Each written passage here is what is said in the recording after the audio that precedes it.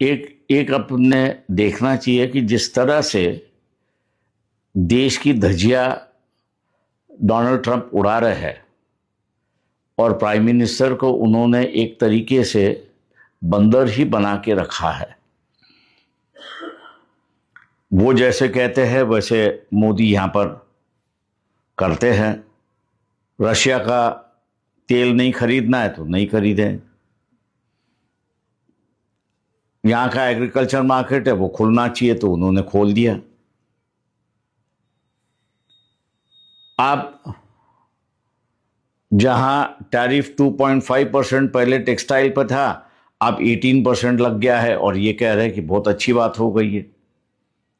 एक तरीके से मैं ये कहूंगा कि मोदी जी प्राइम मिनिस्टर जो है उनसी कौन सी तो भी नस जो है वो डोनाल्ड ट्रंप के हाथ में लग चुकी है और जब चाहे वो दबा रहे हैं और वो दबाने के बाद उनको नचा भी रहे, ऐसी एक परिस्थिति है। एक समय था जब इन्होंने $5 ट्रिलियन की इकोनॉमी होनी चाहिए जब कहा था, तमाम आम आदमी मोदी जी से ये कहता था कि ये मुद्रा मोदी है। अब स्टीन फाइल के आने के बाद अब मुद्रा मोदी जो है वो मुजरा मोदी हो गए, ऐसी एक परिस्थिति है।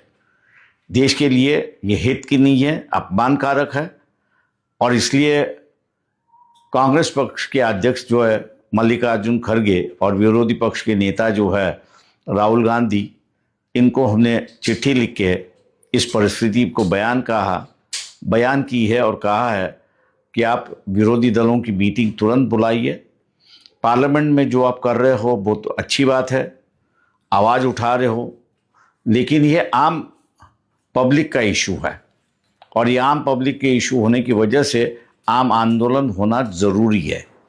इस देश में अभी एक वर्ग ऐसा भी उभर रहा है मिडिल क्लास में से, सवर्णों में से, कि वो कह रहा है कि मोदी जो है वो धर्म और जाति व्यवस्था को दोबारा जिंदा कर रहा है, उनका महत्व बढ़ा रहा है, तो हमने उसका सहकार्य देना चाहिए, योगदान देना चाहिए। मैं ये मानता हूँ कि ये जो सोच है ये गलत है।